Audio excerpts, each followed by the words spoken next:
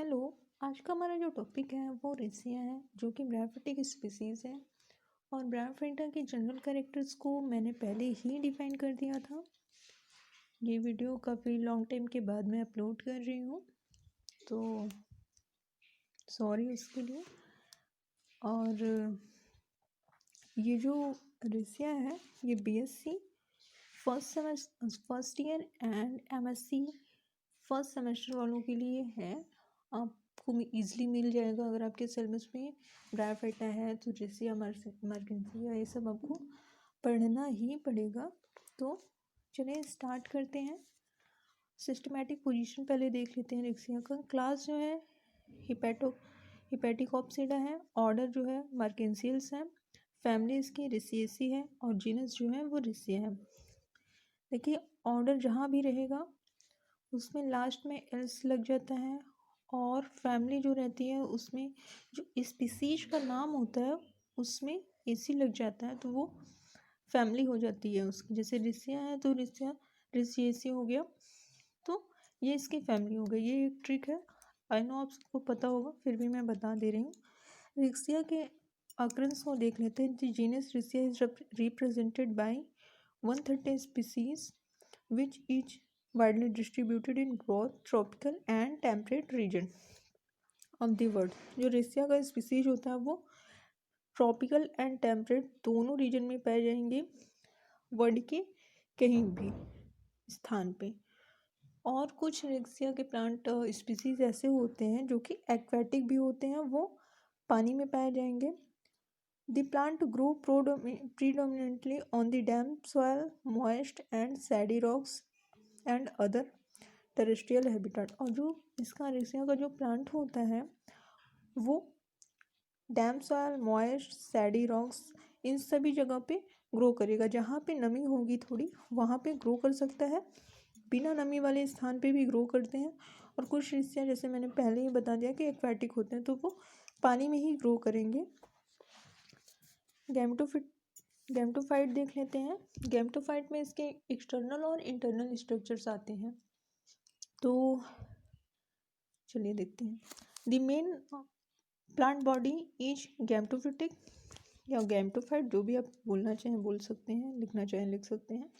External structure देख लेते हैं। The plant body is large, prostrate, dorsiventral, thalloid and various inside. जो Riccia का जो प्लांट होता है वो लार्ज होते हैं और थैलॉइड होते हैं। थैलॉइड का मतलब कि इसमें क्या होंगे, जितने भी स्पीसीज आएंगे सभी तो थैलॉइड ही रहेंगे ब्रायोफाइटा के, क्योंकि उसमें ट्रू रूट और स्टेम जो होते हैं वो अब्सेंट होते हैं, इसलिए उनकी बॉडी को थैलॉइड बॉडी कहते हैं। The thallus is dark green in colour. Its dorsal surface has predominant midrib.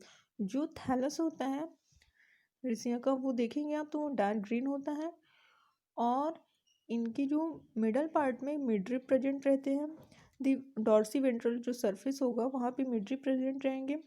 Ventral surface bears scales rhizoids along the median line. जो वेंट्रल सरफेस होगा वहाँ पे स्कैल्स प्रेजेंट रहेंगे, रेजॉइड्स रहेंगे बीच वाली लाइन में, जो मिडल पार्ट रहेगा। These rhizoid are unicellular and unbranched. जो रेजॉइड होंगे वो unicellular means number of cells जो होंगे सिंगल होंगे, अनब्रांच्ड होंगे मीन्स उसमें ब्रांचेस नहीं रहेंगी, सिंगल रहेंगे। Tubular surface the rhizoids can be divided into following type. जो रेजॉइड होंगे वो फॉलोइंग टाइप्स में डिवाइड होंगे। फर्स्ट है thin walled and smooth walled rhizoid and second है ट्यूबरकुलेट रेजॉइड्स। ये छोटा सा मैंने डायग्राम ड्रा किया है रेसिया का। ये पहले उसका थैलस है, ऐसे उनका थैलस रहता है, फैले रहेंगे छतरी की नुमा। और फिर ये डॉर्सल व्यू है जिसमें ऊपर की साइड एपिकल नोज प्रेजेंट रहेंगे, और बीच में जो लाइनिंग गई है उसको हम लोग मिडरिप कहेंगे। वेंट्रल सरफेस के व्यू को देखेंगे तो ये जो इस टाइप से स्ट्रक्चर है वो स्केल्स हैं, और ये जो रेजॉइड है ये हेयरी लाइक स्ट्रक्चर है वो रेजॉइड है। यहाँ पे आप देख सकते हैं जो हेयरी लाइक स्ट्रक्चर है इसमें कोई ब्रांचेस नहीं निकले हैं, तो इसीलिए बताया गया कि जो रेजॉइड होंगे रेसिया की वो अनब्रांच्ड होंगे, यूनिसेलुलर होंगे। गैमेटोफाइट में नेक्स्ट हमारा है एक्सटर्नल स्ट्रक्चर के बाद हम लोग इंटरनल स्ट्रक्चर की थोड़ी सी स्टडी करेंगे। तो इंटरनल स्ट्रक्चर में दो रीजन प्रेजेंट रहेंगे, फोटोसिंथेटिक रीजन और स्टोरेज रीजन। यहाँ पे जैसा कि नाम से ही पता चल रहा है फोटोसिंथेटिक है तो मीन्स फोटोसिंथेसिस के प्रोसेसेस होंगे, और फोटोसिंथेसिस के प्रोसेसेस होंगे क्योंकि क्लोरोप्लास्ट प्रेजेंट रहेगा, और क्लोरोप्लास्ट प्रेजेंट होने की वजह से ही ये जो रस्सियाँ हैं वो डार्क ग्रीन इन कलर होता है। तो देख लेते हैं। This region consist of one or more vertical रो और ब्रांचेस फोटोसिंथेटिक फिलामेंट। इसमें जो होंगे फोटोसिंथेटिक फिलामेंट ऐसे गोले गोले प्रेजेंट रहेंगे, जैसे फिलामेंट होता है वैसे ही रहेंगे। All the cells photosynthetic filament are similar. जो फोटोसिंथेटिक फिलामेंट के सेल होंगे सभी सेल सिमिलर होंगे एक्सेप्ट अपर मोस्ट सेल। ऊपर के जो सेल्स होंगे उनको छोड़ के बाकी सभी सेल्स जो होंगे वो सेम रहेंगे। These cells consist of number of chloroplast thus help in the process of photosynthesis. और जो सेल्स होंगे वो क्या करेंगे, क्लोरोप्लास्ट को कंटेन करेंगे, उनमें क्लोरोप्लास्ट प्रेजेंट रहेंगे जिसकी वजह से फोटोसिंथेसिस के प्रोसेस में हेल्प होगा, फोटोसिंथेसिस का प्रोसेस होगा। ये देख लीजिए इंटरनल स्ट्रक्चर है ना, ये ऊपर की सभी जो सेल्स हैं जो फिलामेंट के फॉर्म है वो खाली हैं, वैकेंट हैं। उसके बाद सारे जो हैं वो सिमिलर हैं, और ये जो इसमें पॉइंट पॉइंट दिख रहा है वो हमारा फोटोसिंथेटिक, ये जो गया है लाइन गोला गोला करके ऊपर तक वो फोटोसिंथेटिक फिलामेंट है, और इसमें ये जो पॉइंट टाइप से दिख रहे हैं, बिंदी जैसी स्ट्रक्चर्स दिख रहे हैं, वो क्लोरोप्लास्ट को दर्शाया गया है कि हाँ ये क्लोरोप्लास्ट हैं, इसकी वजह से फोटोसिंथेसिस का प्रोसेस होगा। और ये जो ऊपर खाली वाले पार्ट है उसको एपिडर्मल सेल कहेंगे। सेकंड आते हैं, सेकंड है storage region. This region is present just below the photosynthetic region. Photosynthetic region के बाद स्टोरेज रीजन प्रेजेंट रहेगा। It is made up of parenchymatous cells. These cells lack chloroplast and do not have intercellular spaces. They contain starch and reserve food materials. ये जो storage reason है बता रहे हैं कि ये फोटोसिंथेटिक रीजन के जस्ट बिलो रहेगा। यहाँ पे देख लीजिए फोटोसिंथेटिक रीजन है, इसके तुरंत बाद स्टोरेज रीजन आ जा रहा है, और यहाँ पे बताया जा रहा है कि इसमें इंटरसेलुलर जो स्पेसेस होंगे वो प्रेजेंट नहीं होंगे। जैसा कि आप यहाँ पे देख सकते हैं कहीं पे भी स्पेसेस प्रेजेंट नहीं है। और ये जो स्टोरेज रीजन होता है वो स्टार्च को as a reserve food material contain किए रहता है। फिर उसके बाद जो ये स्ट्रक्चर है उसमें लोअर एपिडर्मिस आते हैं और रेजोइड्स आते हैं जो कि वाटर वगैरह को एब्जॉर्ब करने में हेल्प करते हैं। तो ये पूरा स्ट्रक्चर है, वीएलएस है, thallus sowing cellular detail. Risia का वीएलएस है जो कि सेलुलर डिटेल को मीन्स इंटरनल स्ट्रक्चर को शो कर रहा है। वैकेंट पार्ट फोटोसिंथेटिक फिलामेंट में एपिडर्मल सेल रहेगा। फिर उसके बाद जिनमें ऐसे पॉइंट लाइक स्ट्रक्चर बिंदी बिंदी जो संरचनाएं रहेंगी उनको हम लोग क्लोरोप्लास्ट बोलेंगे। इसके जस्ट नीचे स्टोरेज रीजन रहेगा। स्टोरेज रीजन में कोई भी इंटरसेलुलर स्पेसेस नहीं रहेंगे। जो स्टोरेज रीजन होगा वो स्टार्च कंटेन करेगा as a reserve food material. उसके बाद लोअर एपिडर्मिस रहेगा और फिर रेजोइड्स रहेंगे।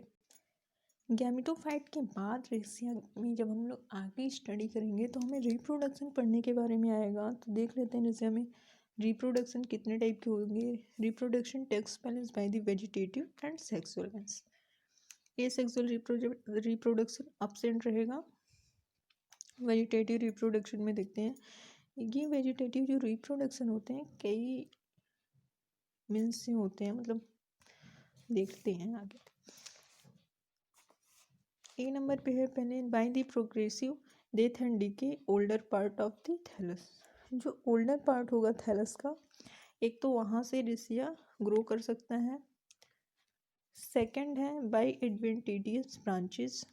जो रिसिया के एडवेंटिडियस ब्रांचेस होंगे वो जब सेपरेट हो जाएंगे तो उनके पास कैपेबिलिटी रहेगी कि एक वो रिसिया का न्यू थैलस बना लें। थर्ड नंबर पे है by tubers. In many species except apex of thallus from tuber-like structure, the tuber germinate, the tuber on germination give rise to new thallus. जो रिसिया का स्पीसीज होगा वो ट्यूबर लाइक स्ट्रक्चर को form करेगा, और जब वो ट्यूबर जर्मिनेट होंगे तो उनके पास कैपेबिलिटी रहेगी कि वो रिसिया के एक नए थैलस को बना सके या एक से अधिक थैलस को बना सके। Next, by rhizoids in Riccia glauca the apex of rhizoid divides. इसमें क्या होंगे, जो राइजोइड्स होंगे वो डिवाइड होंगे, और डिवाइडेड जो राइजोइड्स होंगे उनके पास कैपेबिलिटी रहेगी कि वो एक रिसिया के एक नए थैलस को बनाएं या जर्मिनेट करें। नेक्स्ट है इस वेजिटेटिव रिप्रोडक्शन के बाद sexual reproduction. Sexual reproduction takes place by the means of well developed organ. Means इसमें जो ऑर्गन्स होंगे जो रिप्रोडक्शन में पार्ट करेंगे वो वेल डेवलप्ड होंगे, that male sex organ and female sex organ. जो मेल सेक्स ऑर्गन होंगे उसको एंथ्रीडिया कहेंगे, और जो फीमेल सेक्स ऑर्गन होंगे उसको आर्चिगोनिया कहेंगे। तो आते हैं एंथ्रीडियम पे। The mature antheridium is globular, oval or club shaped. यहाँ पे देख सकते हैं ग्लोब्यूलर शेप्ड में है। In structure it is embedded on the surface of thallus. जो थैलस होगा रिसिया का उस पर धसे होंगे। द एंथ्रीडिया प्रोड्यूस एंथ्रोजैड, और ये जो एंथ्रीडिया है वो एंथ्रोजैड को प्रोड्यूस करेगा। ये एंथ्रीडियम, मैच्योर एंथ्रीडियम का डायग्राम है। ये जैकेट सेल है जिसके अंदर में एंथ्रोसाइट्स मदर सेल पैक्ड रहेंगे। ये स्टाल्क है, और ये जो है एंथ्रोजैड है। ये जो जी शेप्ड स्ट्रक्चर है वो एंथ्रोजैड है जो कि एंथ्रीडिया के थ्रू प्रोड्यूस होगा। नेक्स्ट है archegonia. Archegonia female sex organ है। तो mature archegonia is flask shaped structure and which is attach to the bottom of the archegonial cell. ये जो आर्चिगोनिया होगा वो आर्चिगोनियम सेल से अटैच रहेगा, आर्चिगोनियल चैम्बर से अटैच रहेगा बाय शॉर्ट मल्टीसेलर स्टाल्क। जो स्टाल्क होंगे इसके उसके थ्रू ये आर्चिगोनियल सेल से अटैच रहेगा।